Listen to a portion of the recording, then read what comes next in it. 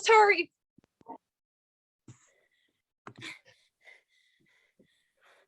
I don't think we're gonna make it, Mr. Trotter. No, neither do I. Well, goodbye, Mrs. Trotter. Goodbye, Mr. Trotter. I don't know what's happening. Wow, what a beginning to a story. Can you believe that? Well, I'm sorry we have to start this story with such a terrible event as a mother and father being eaten up by an escaped rhinoceros, but I just had to tell you, it's because of this event that our story happened. You see, life was really great for our hero, James Henry Trotter, until this happened to his parents. Well, now, he was sent away to live with his two aunts, Aunt Sponge and Aunt Spiker. I'm sorry to point out, but I must, that they're both really horrible people. They were selfish and lazy and cruel. They never called him by his real name, but always referred to him as, "You miserable creature," or "You disgusting little beast," or "You filthy nuisance." They never gave him any picture books to look at or read. His room was as bare as a prison cell. They lived, Aunt Sponge, Aunt Spiker, and Aunt James as well, in a queer ramshackle house on the top of a high hill in South England. In fact, the hill was so high that from almost anywhere in the garden, James could look out and see for miles and miles across a marvelous landscape full of woods and trees.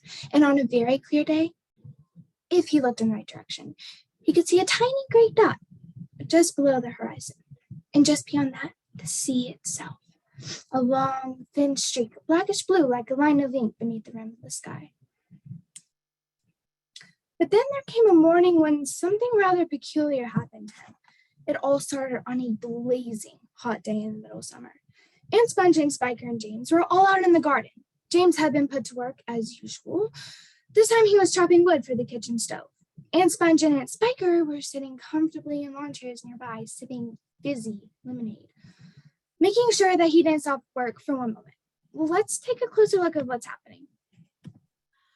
I look and smell, I do declare, as lovely as a rose. Just feast your eyes upon my face. Observe my shapely nose. Behold my heavenly silky locks. And if I take off both my socks, you'll see my dainty toes. Why, Sponge, all red, go soak your head. My sweet, you cannot win. Observe my gorgeous curvy shape, my teeth, my charming grin. Oh, beauteous me, how I adore my radiant looks. And please ignore the pimple on my chin. My dear old trout, to the world I'll shout, you're only bones and skin. Such loveliness as I possess can only truly shine in Hollywood. I do declare, oh, wouldn't that be fine? I'd capture all the nation's hearts. They'd give me all the leading parts. The stars would all resign. I think you make without mistake a lovely Frankenstein. Gee, Aunt What's Spiker, the matter with you? Aunt Spiker, I feel as if I'm going to faint. Stop it immediately and get on with your work at once, you nasty little beast. Auntie Sponge and Auntie Spiker, couldn't we all please, just for once, go down to the seaside on the bus? It isn't far, and I feel so hot and awful and lonely. Why, you good-for-nothing lazy brute! Beat him! I certainly will. I should beat you later on in the day when I don't feel so hot. Now get out of my sight, you disgusting little worm, and give me some peace. It was at this point that the rather peculiar thing happened to James. Come closer to me, little boy. Come right up close to me, and I will show you something wonderful. You see this? You know what this is, my dear? Do you know what's in this little bag? Take a look, my dear. Listen to them move. There's more power of magic in these little green things than all the rest of the world put together. But what are they? Where do they come from? Aha! You'd never guess that. Crocodile tongues, 1,000 long, slimy crocodile tongues boiled up in the skull of a dead witch for 20 days and nights, along with the eyeballs of a lizard. Add the fingers of a young monkey, the gizzard of a pig, the beak of a green parrot, and 3 spoonfuls of sugar. Stew for another week and let the moon do the rest. Here, you take it. It's yours. Now, all you've got to do is this. Take a large jug of water and pour all little green things into it. Then, very slowly, one by one, add 10 hairs from your own head. That sets them off. In a couple of minutes, begin to froth and roll furiously. And then you must drink it all down, the whole jug full, in one gulp. And then, my dear, you'll feel it churning and boiling in your stomach, and steam will start coming out of your mouth. And immediately after that, marvelous things will start happening to you. Fabulous, unbelievable things. And you'll never be miserable again in your life. Because you are miserable, aren't you? You needn't tell me. I know all about it. Now off you go and do exactly as I say. Don't let those green things in there get away from you. Because if they do escape, then they will be working their magic upon somebody else instead of upon you. Whoever they meet first, be it bug, insect, animal, that will be the one who gets the full power of the magic. So hold the bag tight. Off you go. Hurry up. Now's the time. Don't wait. Oh no, what am I gonna do? Well, I suppose I'll just try to pick them. Wait a minute. Why, they're burrowing into the ground. I can't seem to get them. I can't get them. They're gone. They're all gone. Where have they gone to? There's nothing down there except the roots of the old peach tree and a whole lot of earthworms and centipedes and other kinds of insects. Get up at once, you lazy beast! Get back over here immediately and finish chopping up those logs. Why don't we lower the boy down the well in a bucket and leave him there for the night? That ought to teach him not to laze about like this the whole day long. That's a very good idea, my dear Sponge. But let's make him finish chopping up the wood first. Be off with you at once and do some work. Sponge, come here at once. And look at this.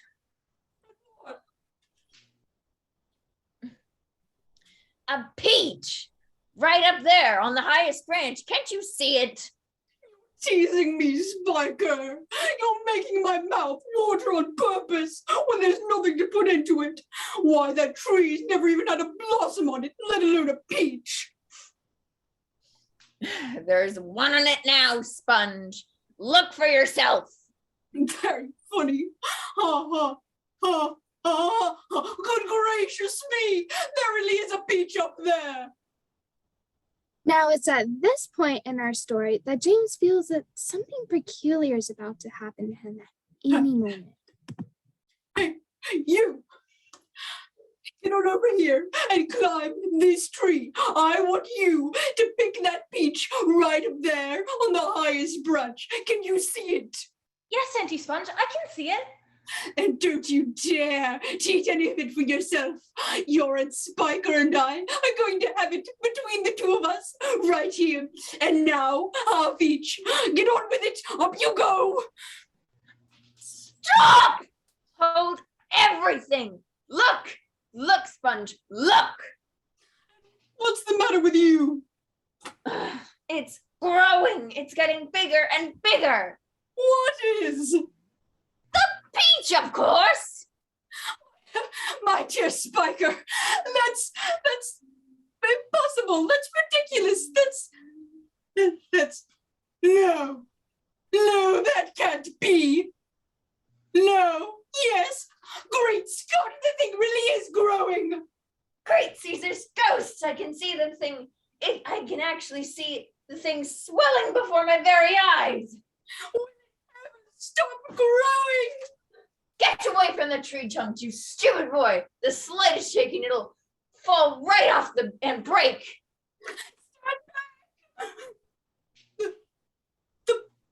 The branch is bending right over. I can't believe it, but the branch isn't breaking. Hallelujah, what a peach. Terrifico, magnifico, splendifico, and what a meal right. Oh, it's just perfect. Now, see here, Spiker. Why don't we go and get a shovel and dig out a great big hunk of it for you and me to eat? No, not yet. But I can't wait to eat some. My dear Sponge, there's a pile to be made out of this. If only we can handle it right. Just you wait and see.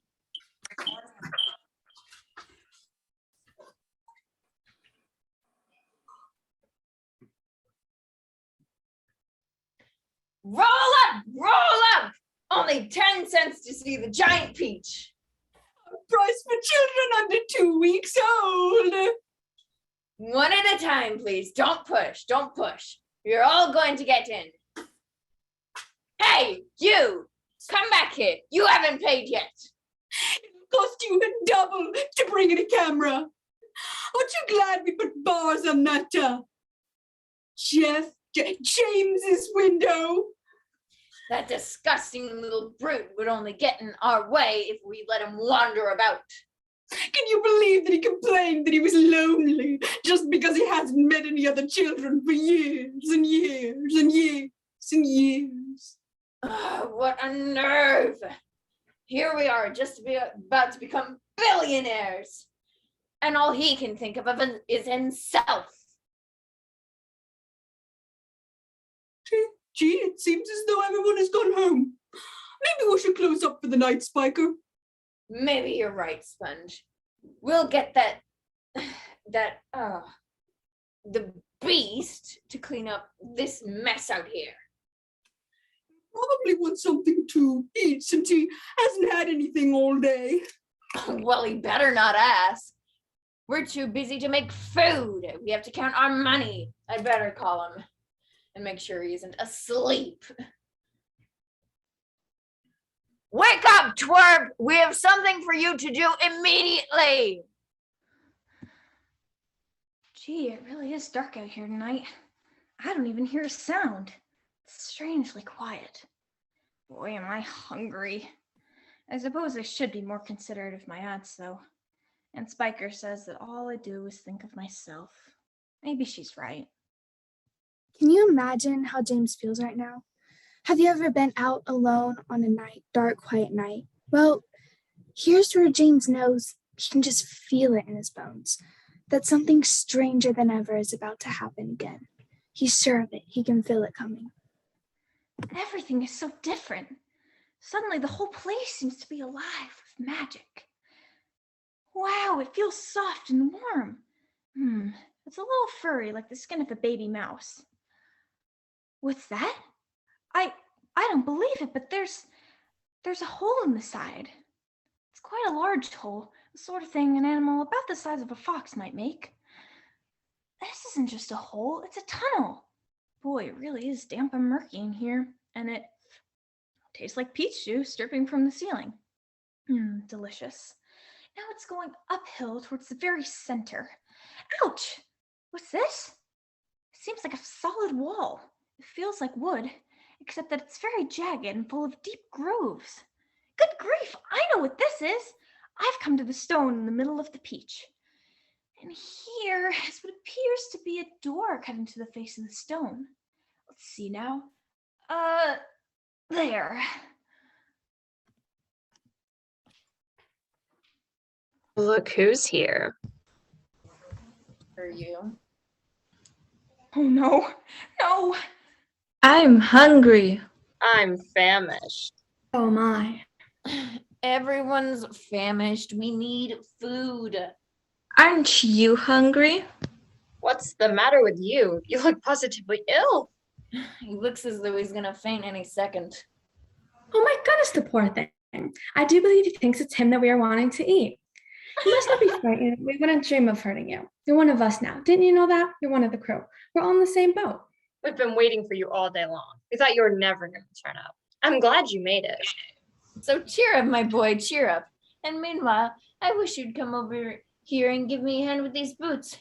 They take hours to get them all off by myself. Thank you. You are very kind. Well, you have a lot of boots. And I have a lot of legs. 100 to be exact. I am a centipede, you know.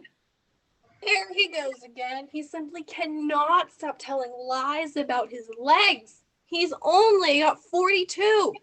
The trouble is that most people don't bother to count. And anyway, there's nothing marvelous, centipede, about having a lot of legs. Oh, poor earthworm.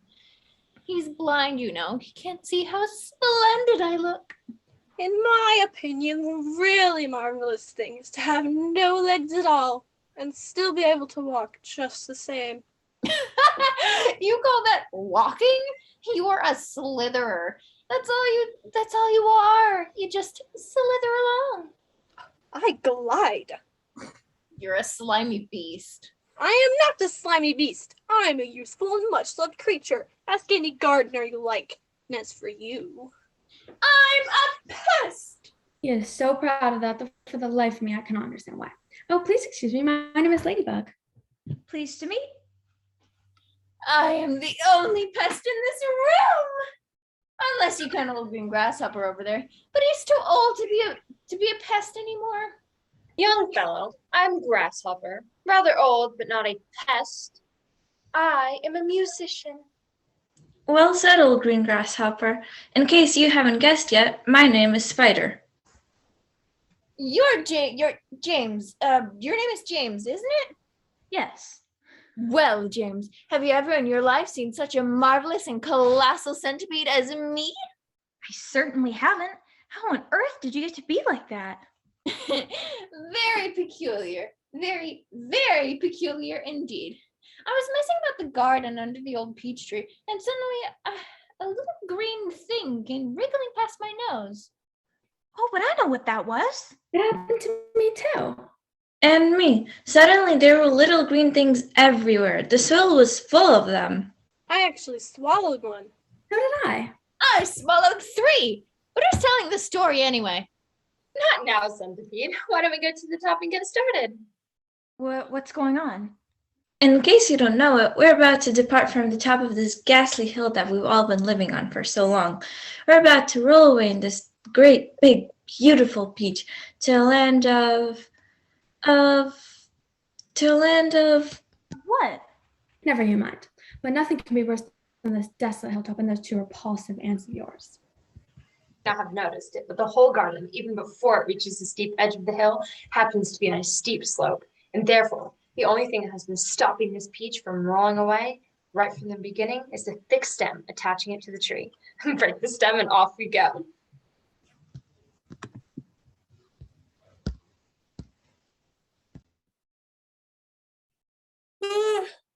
What? Why did we have to get up so early, Spiker? It's still dark outside. Well, if an early bird catches the worm, then 2 early aunts will catch the suckers. I don't get it, Spiker. What do you mean? Money. We are out here to make money, Sponge. Get it? Money. Money. We shall make a fortune today. Just look at all those people coming up the hill. I wonder what happened to that little boy of ours. He never did come back in last night, did he? He probably fell down in the dark and broke his leg. Or his neck. Just wait until I get my hands on him. He'll never want to stay out all night by the time I'm finished with him. Good gracious me, what is that awful noise? Spiker, I know it sounds silly, but it looks as if the fence is breaking and the peaches. Are you ill, Sponge? Are you? You must be. Oh no, that can't be. Move, Spiker, move out of my way. Shut off, Sponge. Me first. No.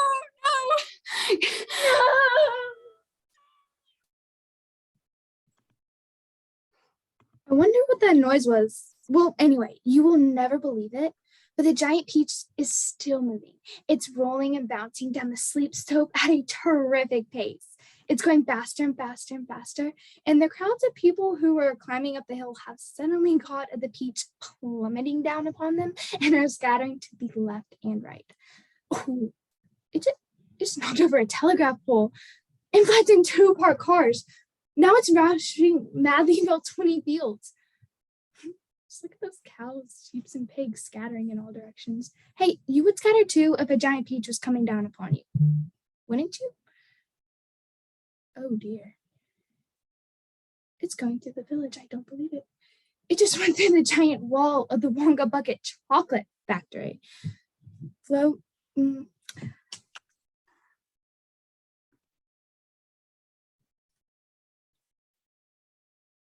fact, there's now a river of warm melted chocolate flowing through every street in the village. Will it ever stop? But then why should it? A round object will always stay in motion as long as it's going down a downhill slope.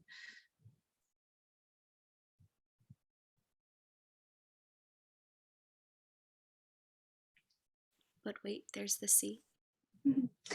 But wait, there's the sea. Surely the peach and all of its occupants aren't going to end up in there. But then what's to stop it? I know James wanted to visit the seaside, but somehow I don't think this is what he had in mind. It's heading for those towering white cliffs that are the most famous in the whole of England. They're hundreds of feet high. Below them, the sea is deep, cold, and hungry. Many ships and men have been swallowed up and lost forever on this part of the coast. The peach is only now 100 yards away from the cliff. Now 50, now 20, now 10. It's gone over. Down, down, splash. Sink like a stone.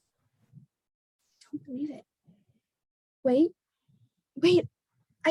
I think I see something coming. Yes. Let's have some light. Yes, light. Give us some light, glowworm. Glowworm? I never met a glowworm in here. That's because he was up on the slimy ceiling of the lazy beast. Although now that you mention his name, he really doesn't look like much of a worm, does he? I am not a worm. I am not a he either. I am simply a lady firefly without wings. Big deal, big deal. Come on, give us some more light. I'm trying. I'm doing my best. Please be patient. There.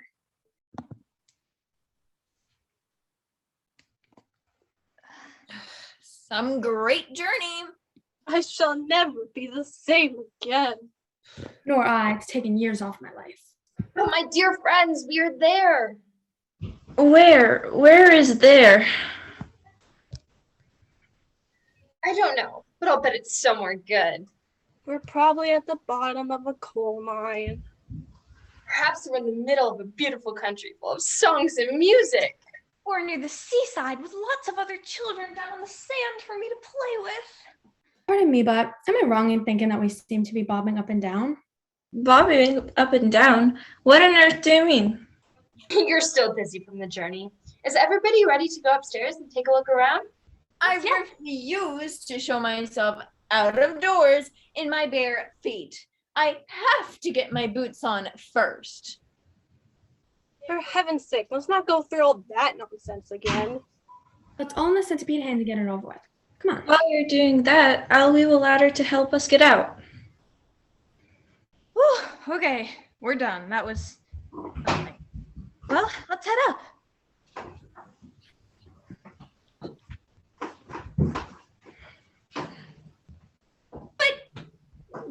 This is impossible. I told you we were bobbing up and down. We're in the middle of the sea. Ladies and gentlemen, I'm afraid we find ourselves in a rather awkward situation. Awkward? We are finished. I may be blind, you know, but that much I can see quite clearly. Off with my boots. I cannot swim with my boots on. I can't swim at all. Nor can I. Nor I. You won't have to swim. We're floating beautifully, and sooner or later, a ship is bound to come along and pick us up. Are you sure we're not sinking? Of course I'm sure. Go and look for yourselves. The boy is quite right. We are floating beautifully. Now we must all sit down and keep perfectly calm. Everything will be all right in the end. What absolute nonsense. Nothing is ever all right in the end, and well, you know it. Poor Earthworm. He loves to make everything a disaster. He hates to be happy.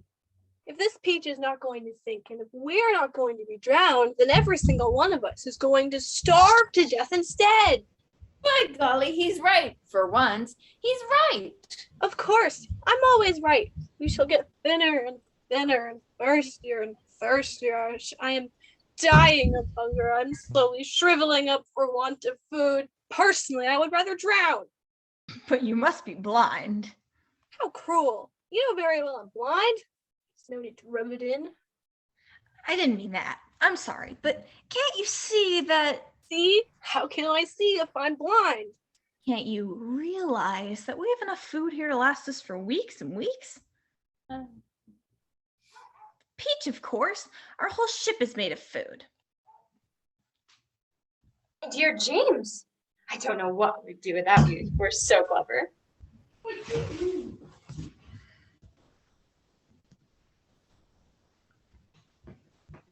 You must be crazy. You must be crazy. You can't eat the ship. It's the only thing keeping us up. We shall starve if we don't. And we shall drown if we do. Oh dear, now we're worse off than before. Can eat all you want. It would take us weeks and weeks to make any sort of a dent in this enormous peach. Surely you can see that. Good heavens, he's right again. An excellent idea. What are you looking so worried about, Earthworm? What's the problem? The problem is that there's no problem. Oh, cheer up, Earthworm. Come and eat. Delicious. Just fabulous. Oh my. You know, James, this peach is even better than those tiny little green things you find on rose bushes. And flies were never as good as this. Oh, what a flavor. It's terrific. Oh, there's nothing like it. There never has been. I should know because I personally have tasted all the finest foods in the world. Look at that funny thing gliding through the water over there. There are two of them. There are lots of them. What are they? Probably some kind of fish. Come along and say hello. They're sharks. Bet you anything you like that they're sharks. They have come to eat us up. What absolute rot. I am positive they are sharks. I just know they are sharks. Just assuming that they are sharks, there still can't possibly be any danger up here, is there? Look, they're all swimming in towards us. Go away, you filthy beasts. Look at the size of their jaws. Oh dear, they're attacking. We're finished now. They will eat up the whole beach and there will be nothing left for us to stand us. Then they'll start on us. He's right. We're lost forever. Oh, I don't want to be eaten, but they will take me first of all because I am so fat and juicy and I have no bones. Is there nothing we can do? Surely you can think a way out of this. Think, James, think. Come on, James, come on! There must be something we can do. There is something that I believe we might try. I'm not saying it'll work. Tell us quickly. We'll try anything you say, but please hurry! Be quiet and let the boy speak. Go on, James. I'm afraid it's no good. After all, I'm terribly sorry. I forgot we don't have any string. We'd need hundreds of yards of string to make this work. Oh, my dear boy, that's exactly what we do have. We got all you want. How? Where? The silkworm. Didn't you ever notice the silkworm? He's still downstairs. Yes, he never moves. He just lies there sleeping all day long. But surely we can wake him up and make him spin. And what about me, may I ask? I can spin just as well as any silkworm. What more, I can spin patterns. Can you make enough between you? As much as you want. And quickly? Of course. Would it be strong? The strongest there is. But why? What are you gonna do? I'm going to lift this peach clear out of the water. You're mad. It's our only chance. Go on, James. How are you going to do it? Skyhooks, I suppose. Seagulls. The place is full of them. Look up there. I'm going to take a long silk string and tie one end of it to the seagull's neck, then tie the other end of this to the stem of the peach. Then I'm going to get another seagull and do the same thing again, and another, and another, and another. How could a few seagulls lift this enormous thing like this into the air, and then us as well? There is no shortage of seagulls. Look for yourself. We'll probably need 400, 500, maybe even 1,000. I don't know. I shall simply go on hooking them up to the stem until we have enough to lift us. It's like balloons. You give someone enough balloons to hold, really enough, then up he goes. And a seagull has far more lifting power than a balloon. If only we have the time to do it. You're absolutely off your head. How on earth do you propose to get a loop of string around a seagull's neck? Suppose you're gonna fly up there yourself and catch it. The boy's dotty. Let him finish. Go on, James. How are you going to do it? With bait. Bait? What sort of bait? With the worm, of course, and seagulls love worms. Didn't you know that?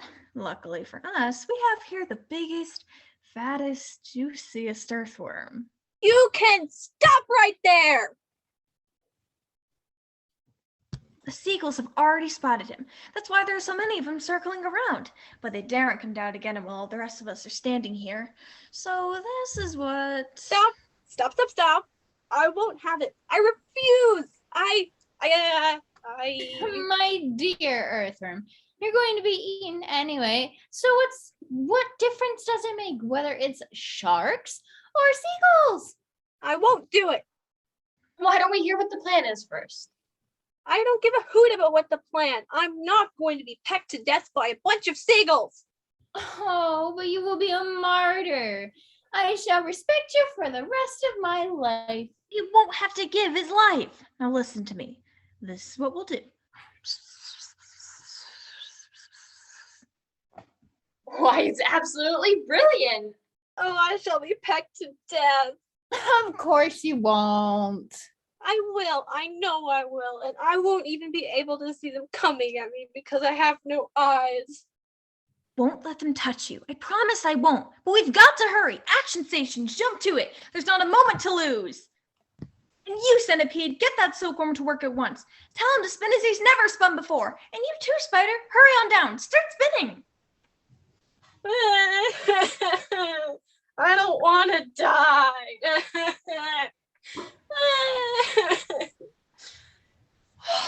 This is the 502nd seagull. I think this one will do it. No, I don't like this at all. Hurry, James. Quiet down, earthworm. You should be thankful you are still alive. All because James had such a wonderful idea. Yes, I marvel at him. Just think, capturing seagulls by using bait? Yes, it is a splendid idea. Not if you're the bait. It's working. I can feel us lifting. Look, everyone, come on. It's working. It's working. Oh, isn't it beautiful? What a marvelous feeling. And I'm not hurt. You're very brave, earthworm. Goodbye, sharks! Oh boy, this is the way to travel. Well, you can see forever from up here.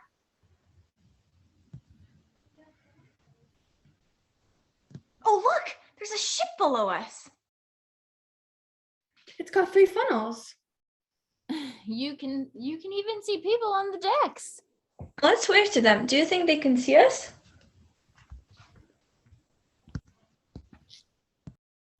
What an adventure. Can you believe it? Wow. Now, neither James nor any of the others know it, but the ship that's passing beneath them is actually the Queen Mary, sailing out of the English Channel on her way to America. And on the bridge of the Queen Mary, the astonished captain is standing with a group of his officers, all of them gaping at the giant ball hovering overhead. I don't like it. Nor do I, sir. Do you think it's following us? I tell you, I don't like it. It could be dangerous. That's it. Holy cats, it's a secret weapon. Send a message to the Queen at once. The country must be warned. And hand me my telescope. There are birds everywhere. The whole sky is teeming with birds. And I think there's someone up there. It looks like a... Does this darn thing focus properly? Oh. It looks like a little boy in short trousers. Yes, I distinctly see a little boy in short trousers. And a sort of giant ladybug. Now, just a minute, Captain. And a colossal green grasshopper. Captain, please. And a spider. Oh dear, he spent out the whiskey again. And an enormous, a simply enormous centipede.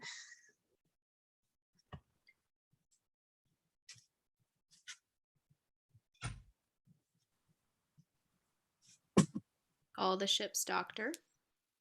Call the ship's doctor. The captain is not well. Get help, quickly. But look, it's disappeared into those thick clouds. Now we'll never see it again.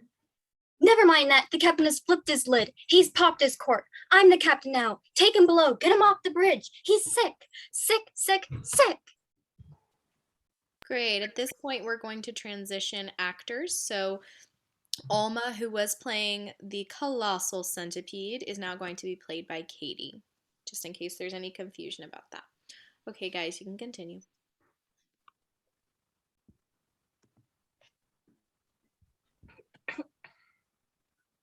I wonder where we'll finish up this time. Who cares? Seagulls always go back to the land sooner or later. Wow, didn't it seem as if the people on that ship really got excited when they saw us? But then again, I suppose we probably did appear a little peculiar. What do you mean, James? Well, what I mean is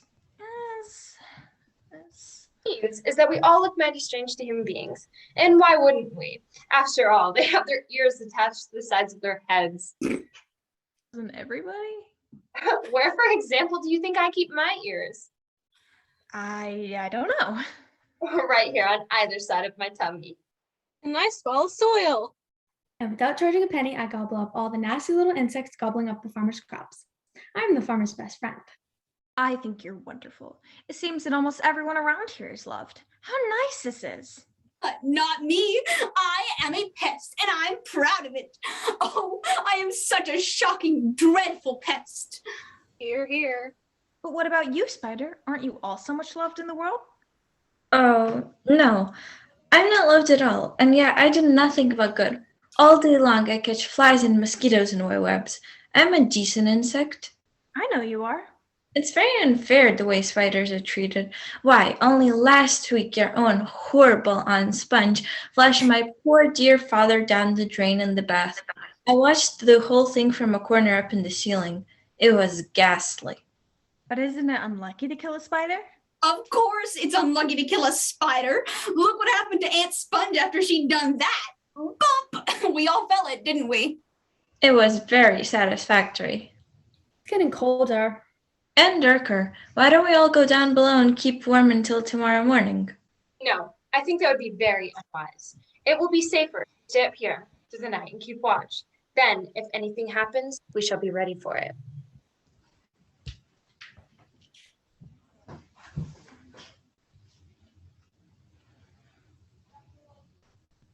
Well, I see that James Henry Chatter and his companions are all crouched close together to keep warm. Little do they know what still lies ahead. Oh dear, it scares me. Well, anyway, to get on with the story, there's not a sound anywhere. Listen how quiet it is. The giant peach is moving gently from side to side, quietly, softly. Not at all like the giant planes that roar through the sky, driving away whatever might be lurking secretly up there in the great cloud mountains back into the cover of the clouds. That's why people who travel on planes never see anything. But the peach, yes, the peach, it doesn't make a sound as it moves through the sky. Wait, shh, be quiet. There, over there, do you see them? I'm sure our travelers are about to any second.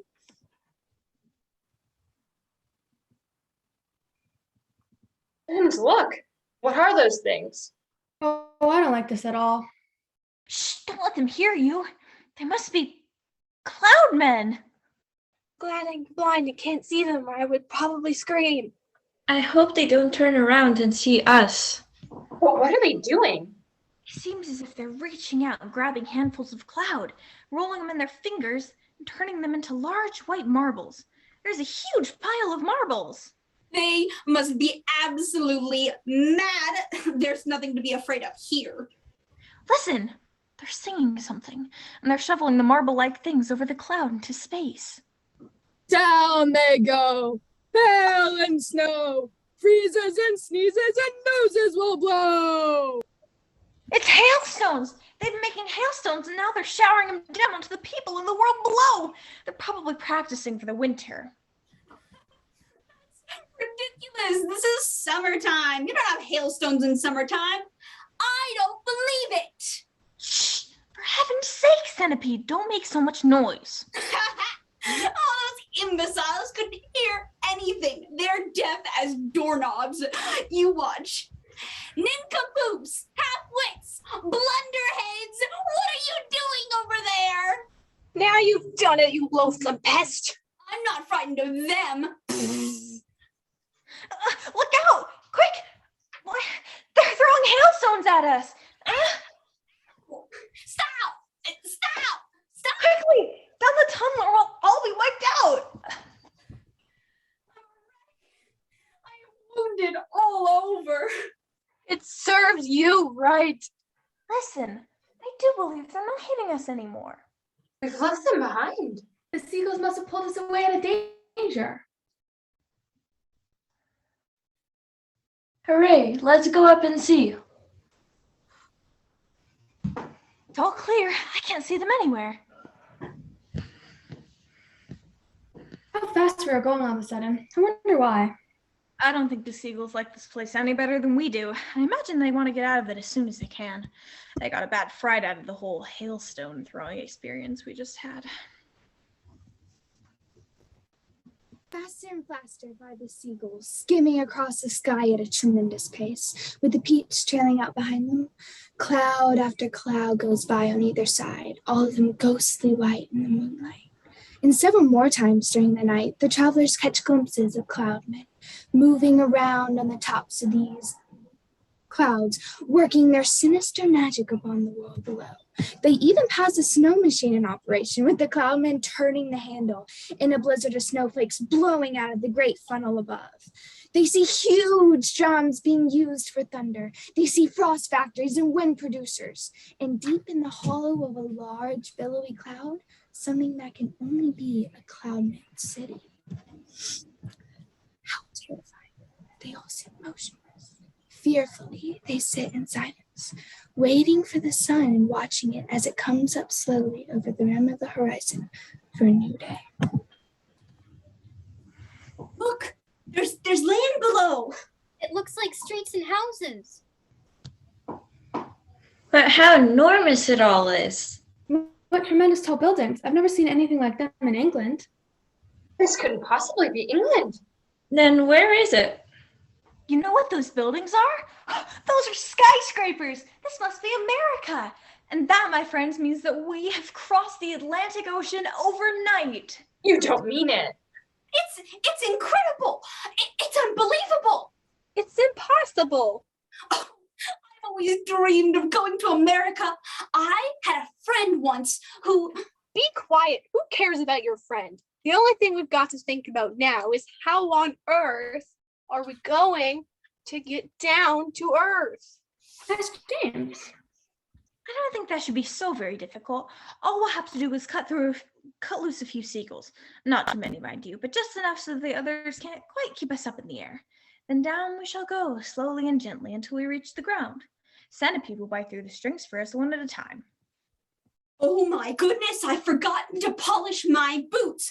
Everyone must help me to polish my boots before we arrive. Oh, for heaven's sake, can't you ever stop thinking about... What's that? Looks like a plane. It came shooting out of that cloud over there. Wait, oh no, it's unbelievable. It sliced through every single one of the silken strings as it went by. Oh, we're falling! save us! James, do something, James. You've always had the answer before. Quickly, do something. I wish I had the answer. I can't help. I'm sorry. Shut your eyes, everybody. It won't be long now. Hi, Ladybug. Goodbye, Earthworm. I'm sorry. I always picked on you, even if you are blind as a bat. Centipede. I had to. Never mind. Goodbye, Centipede. I'm positive you weren't all that bad.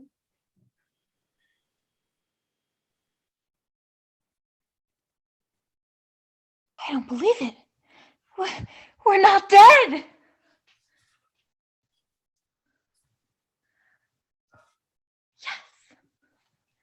How? Where are we, James? I know it's hard to believe, but I think we've landed on the needle of the Empire State Building. You're kidding. How will we get down? Don't worry. They'll get us down. James, why are all those people hanging out of windows cheering us? And all of them are waving on the street madly. Maybe they think we're heroes. You know what? I think you may be right.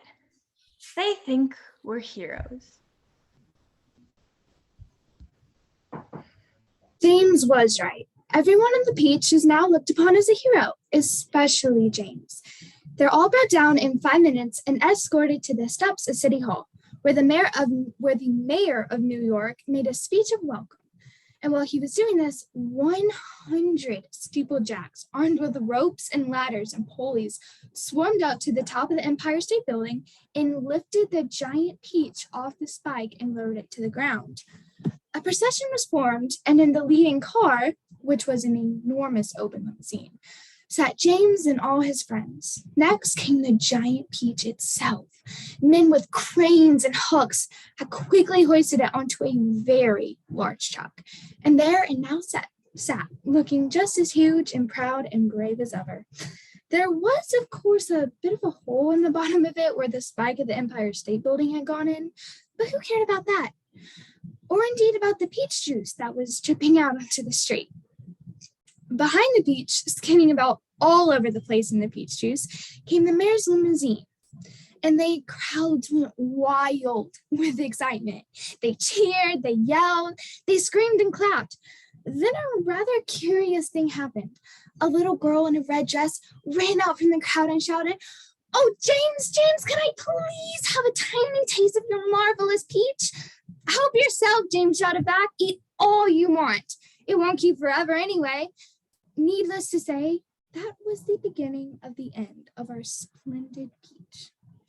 Children came from everywhere. They jumped onto the truck and swarmed like ants all over the giant peach, eating and eating till their heart's content.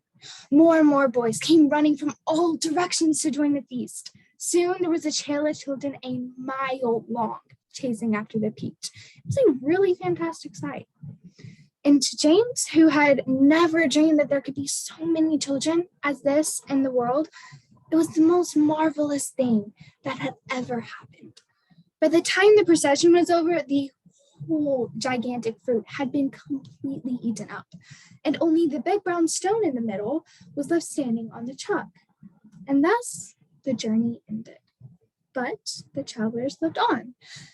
Every one of them became rich and famous and successful in the new country.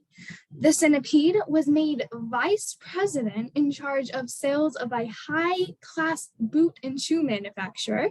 The earthworm, with her lovely pink skin, was employed by a company that made women's face creams to do commercial on television.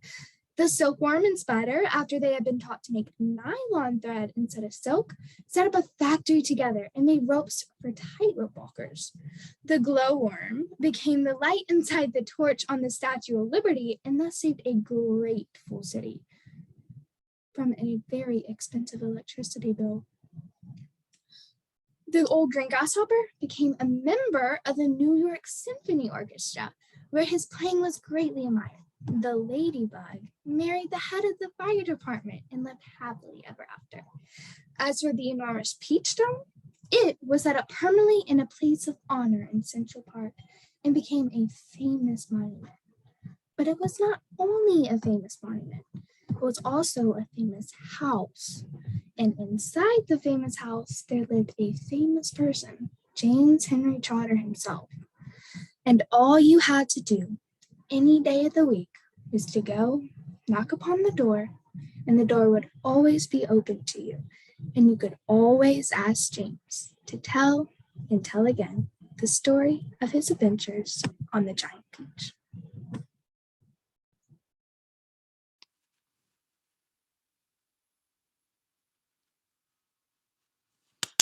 Yay! Woo! Woo! Yay, good job, guys. You guys can all leave your encouraging comments in the chat for the actors to read.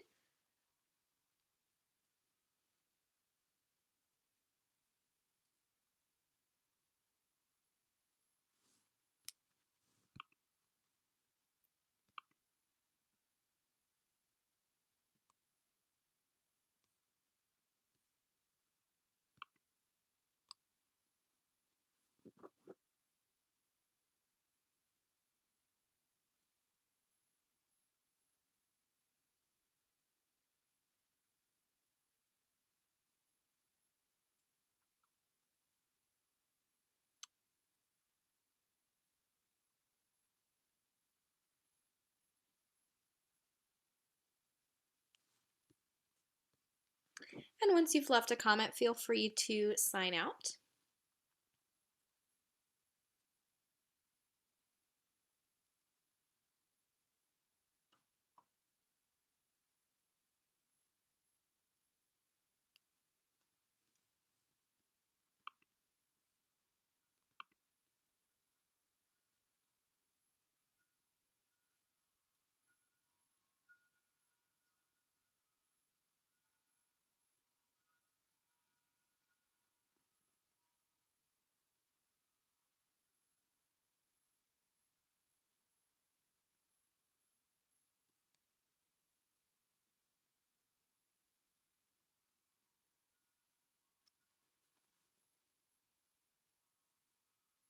Actors, please stay once the audience is all left.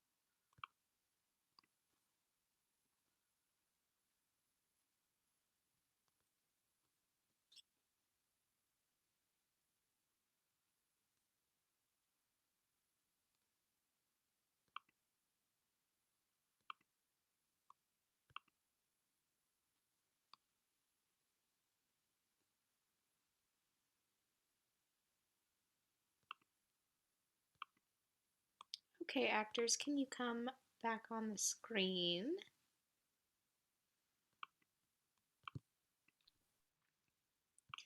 Yeah! Whoa, you're all out of costume already. Just take the jacket off. It's too hot in here. That's hilarious. Guys!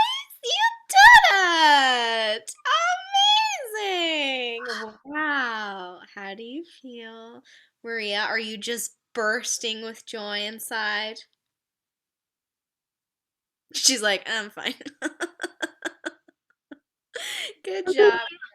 I completely blanked in the third season. Oh, it's fine. It's I was totally just like, Yeah, no, it's totally fine. Good job, guys. How are you doing? How are you doing, Jessica? Good? Yeah? Thoughts, Magdalena? You were hilarious as always. How are you doing? Thank you.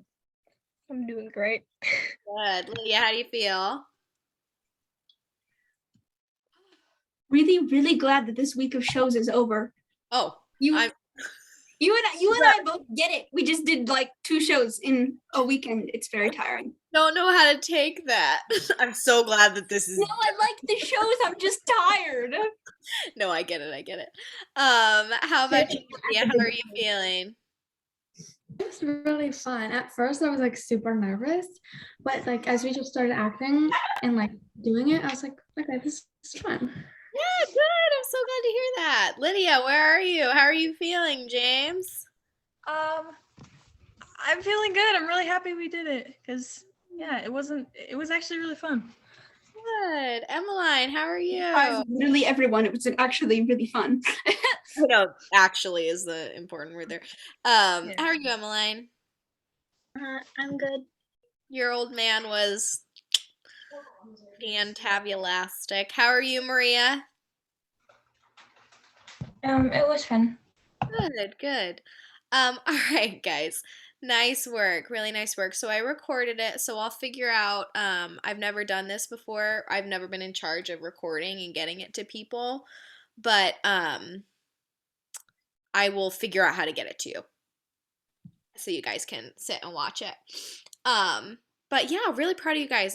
That was great. I can't believe like that was our first full run through and you guys pulled it off. You really did. I think it went a lot faster It than went any other. way faster than I thought it was going to. It Yeah, was really over an hour. I was like, wait, it's only 6. Yeah. Yeah, it didn't go It over was an hour. technically a bit under an hour, actually. What? Because everyone joined, but then we started only at like 4:15 or something, or like 4:10. Yeah, because you were talking about Oh, giving the technical notes. Oh my gosh, I feel bad for Alma, but there's nothing around. I mean, if we couldn't get a full run, there was no way for me to figure that out. So that's why people need to be here. But yeah, no, that was great, guys. I'm shocked at how like fast that flew by. I was thinking it was going to take like an hour and a half. So nice work. That also means, you know what that means? You guys picked up your cues. Yay. Yeah. Would have been an hour and a half if you hadn't picked up your cues. So that was great. Is there a way to take a cast photo? Does anybody have a way to like take a screenshot of this? Oh, yeah. I can take a screenshot if you want. Okay. I can So, like- not everyone would be in it because too many people. Wait, what did you say? On my screen, not everyone would be in the screenshot because Oh, okay, well then Ella, why don't you take it so that everybody can be in it? Okay. Let me just make sure I know how. Get back in costume and put on any props that you really want to have. Oh You yeah. know, that shirt, my narrator shirt, was so uncomfortable. I saw it changed.